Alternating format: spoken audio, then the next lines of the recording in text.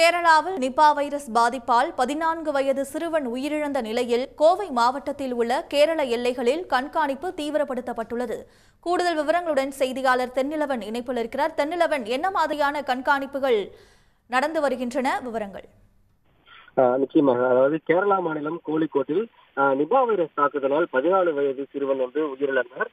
மேலும் பாத்தீங்கன்னா அவருடன் தொடர்பில் இருந்த சுமார் 60 பேரை அம்மாநில சுகாதாரத்துறை அதிகாரிகள் தொடர்ந்து கண்காணிச்சுட்டு வராங்க. இந்த நிலையில கேரளாவுக்கு அருகாமையில் இருக்கக்கூடிய தமிழக எல்லையில குறிப்பா கோவை மாவட்ட எல்லைகள்ல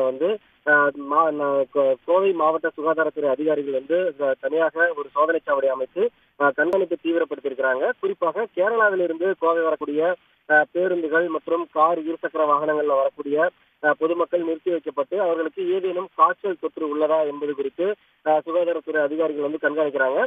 மேலும் காய்ச்சல் ஏதேனும் இருந்தால் அவர்களது முகவரி, பெயர் ஆகியவை வாங்கி வைக்கப்பட்டு அவர்கள் உடனடியாக சிகிச்சைக்கு அனுமதிக்கப்படுறாங்க.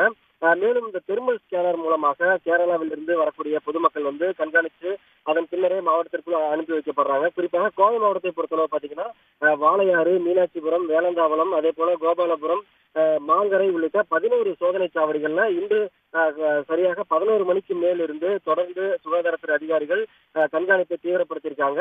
மறு அறிவிப்பு வரும் வரை இந்த சோதனைகள் தொடரும் என தெரிவிக்கப்பட்டிருக்கிறது. குறிப்பாக இந்த நிபா வைரஸை பொறுத்தவரை பாத்தீங்கன்னா கேரளாவில் கடந்த 2018ஆம் ஆண்டு கிட்டத்தட்ட 17 பேர் உயிரிழந்தாங்க அந்த பாதிப்பு காரணமாக. இதன் காரணமாகவே தற்போது கேரளா ஒட்டிருக்கக்கூடிய அந்த மாவட்டங்கள்ல சுகாதாரத்துறை அதிகாரிகள் கண்காணிப்பை தீவிரப்படுத்தியிருக்காங்க. விவரங்களுக்கு நன்றி தென்னிலவன். உடனுக்குடன் செய்திகளை தெரிந்து கொள்ள சன் நியூஸ் பெல் ஐகானை கிளிக் பண்ணுங்க.